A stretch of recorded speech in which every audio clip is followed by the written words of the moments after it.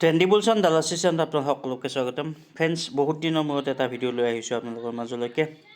ভাবিছোঁ বহুতে হয়তো এতিয়া কিছু ভয় খাইছে ষ্টক মাৰ্কেটত, আৰু সেয়ে ভাবিলোঁ যে ষ্টক মাৰ্কেটত কি হৈ আছে আৰু ভৱিষ্যতে কি হ'ব পাৰে, সেই কথাবোৰ অকণমান আমি এই ভিডিঅ'টোত আলোচনা কৰিম। যদিও কোনেও ষ্টক মাৰ্কেট প্ৰেডিকশ্যন কৰিব নোৱাৰে, তথাপিতো কিছু পৰিমাণে হ'লেও মাৰ্কেটত কি চলি আছে সেইটো কথা গম পালে হয়তো বহুত ইনভেষ্টৰে অকণমান সাহস পায়। মেইনলি নতুনকৈ যিবোৰ আহিছিল, যিসকলে বুল মাৰ্কেটত ইনভেষ্ট কৰিছিল আৰু তেখেতসকলে হয়তো ভাবিছিল যে ষ্টক মাৰ্কেট এনেকুৱাই সদায় প্ৰফিটেই দিয়ে, আচলতে তেনেকুৱা নহয়। এতিয়া হয়তো বহুতে গম পাইছে ষ্টক মাৰ্কেটত টেনশ্যন বহুত বেছি থাকে। সেইকাৰণে ছেফ ইনষ্ট্ৰুমেণ্ট যিবোৰ গ'ল্ডেই হওক বা FD হওক RD হওক, তাত বহুত মানুহে ইনভেষ্ট কৰিবলৈ ভাল পাইছিল আৰু এতিয়াও পায়। গতিকে ষ্টক মাৰ্কেটত টেনশ্যন নোহোৱাকৈ আপোনালোকে যদি ভাবিছে পইচা ইনকাম কৰিব, তেতিয়াহ'লে ইমান সহজ কথা নহয়। গতিকে আহিছোঁ আজিৰ ভিডিঅ'টো। আজি আমি আপোনালোকক অকণমান জনাম যে এতিয়া ষ্টক মাৰ্কেটত কি কাৰণে এনেকুৱা অৱস্থা হৈছে, বহুত ডাউনত আছে। প্ৰথম কথাটো হ'ল যে যিটো US পলিটিক্সৰ আনচাৰ্টেনিটি আহিছে, তাৰ পৰা ডনাল্ড ট্ৰাম্পে যেতিয়া US প্ৰেচিডেণ্ট হৈছে, তেতিয়াৰ পৰা তেখেতে তেতিয়াই ডিচিশ্যন কিছুমান দি আহি আছে, আৰু তাৰ ফলত তেখেতে কোৱাৰ ফলতেই মাৰ্কেটত বহুতখিনি ভলটিলিটি আহি আছে। প্ৰথম পইণ্ট সেইটো হয়তো সকলোৱে জানে।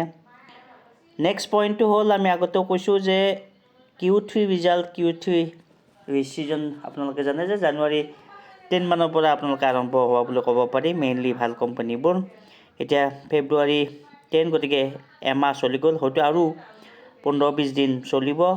Q3 ৰিজাল্ট আপোনালোকে যদি ভাল কোম্পানীবোৰৰ চায়, তেতিয়াহ'লে মেক্সিমাম কোম্পানীয়ে যিটো এক্সপেক্ট কৰা ৰিজাল্ট তাতকৈ বেয়া ৰিজাল্ট দিছে, আৰু মেইনলি ইনভেষ্টৰে ইনভেষ্ট কৰে এই কোৱাৰ্টাৰ ৰিজাল্ট চাই। গতিকে তাৰ ফলত নতুন ইনভেষ্টৰ মাৰ্কেটত অহা নাই।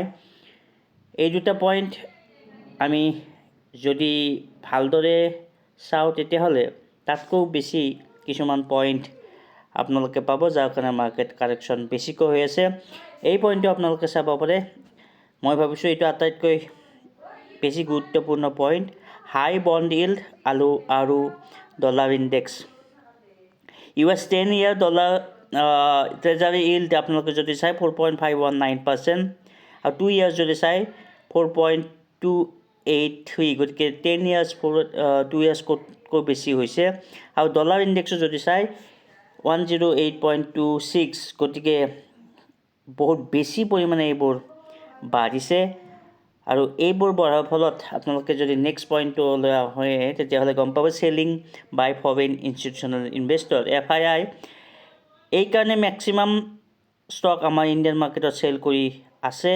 আৰু যদি FI নাহে, তেতিয়াহ'লে যিটো পাৰ্মানেণ্ট এমাউণ্ট, যিটো পাৰ্মানেণ্ট মানি ইণ্ডিয়াত আহে, যিবোৰ ইনভেষ্টৰ হিচাপে আহে, তেতিয়াহ'লে সেইবোৰ পইচা নাথাকে। আৰু সেইবোৰ পইচা নাথাকিলেই আপোনালোকে দেখিছে যে মাৰ্কেটত এটা ট্ৰেডিং চেণ্টিমেণ্টহে বেছি হৈছে, ইনভেষ্টমেণ্ট প্ৰায় নায়েই। যিসকলে আজি 2-3 বছৰ আগত ইনভেষ্ট কৰিছে, তেখেতসকলৰ এতিয়া হয়তো 30-40% পৰ্টফলিঅ' ডাউন হৈ আছে। আপোনালোকে নিজৰ পৰ্টফলিঅ' চালে গম পাব।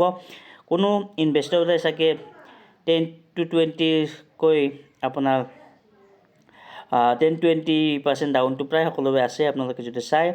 গতিকে নেক্সট আন এটা পইণ্ট যদি চাই, US ফেড ৰেটৰ যিটো নিউজ, যে অহা 2-3 মাহৰ ভিতৰত US ফেড ৰেট কাট হয়তো নকৰিব, কাৰণ তাৰ পাৰ্চেণ্টেজটো বহুত কম হৈ আছে। যিসকলে ভাবিছিল যে ৰেট কাট হ'ব, যিসকলে ৰেট কাট হ'ব বুলি আজি 6 মাহ এবছৰৰ পৰা ৰখি ইনভেষ্টমেণ্ট হয়তো কৰিম বুলি ভাবি আছে, আৰু কিছুমানে কৰিছিলোঁ, তেখেতসকলৰ পৰ্টফলিঅ' এতিয়া কিন্তু ডাউনত আছে। গতিকে এই আনচাৰ্টেনিটিৰ ফলত ৰেট কাট হয়তো নহ'ব, আৰু তাৰ ফলত নতুন ইনভেষ্টৰ মাৰ্কেটত অহা নাই।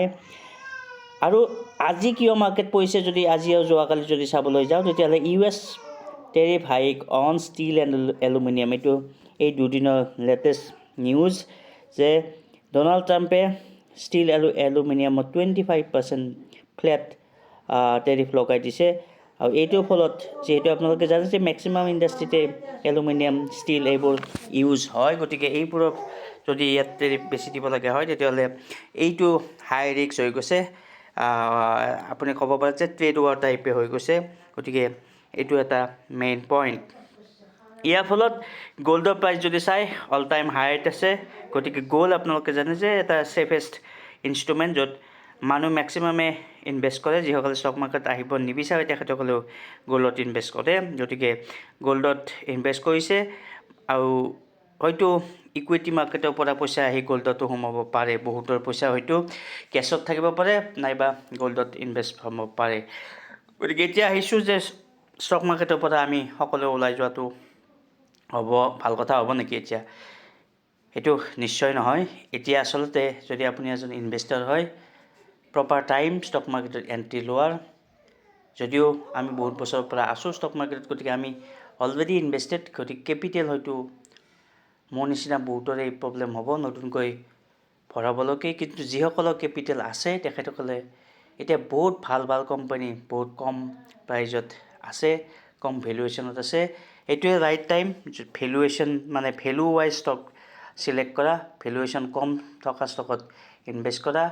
আৰু নিশ্চয় আপোনালোকে ফিউচাৰত যদিও আমি প্ৰেডিকশ্যনৰ কথা ক'ব নোৱাৰোঁ, তথাপিতো নিশ্চয় আপোনালোকে প্ৰফিট পাব বুলি এক্সপেক্ট কৰিব পাৰে। গতিকে আশা কৰিছোঁ ইনভেষ্টৰ যিসকলে আছে তেখেতসকলে এই ভিডিঅ'টো ভাল পাব আৰু কিছু পৰিমাণে সাহস পাব যে মাৰ্কেটত ইনভেষ্ট কৰা ভাল সময় হয় নে নহয়। এইখিনিতে কৈছোঁ যে আমি কোনো সেবি ৰেজিষ্টাৰ এডভাইজাৰ নহয়। গতিকে এটা এডুকেশ্যনেল ভিডিঅ' হিচাপে এইটো ভিডিঅ' ল'ব। বাকী আপোনাৰ নিজৰ ফাইনেন্সিয়েল এডভাইজাৰক সুধি ল'ব ইনভেষ্ট কৰিব নে নকৰে।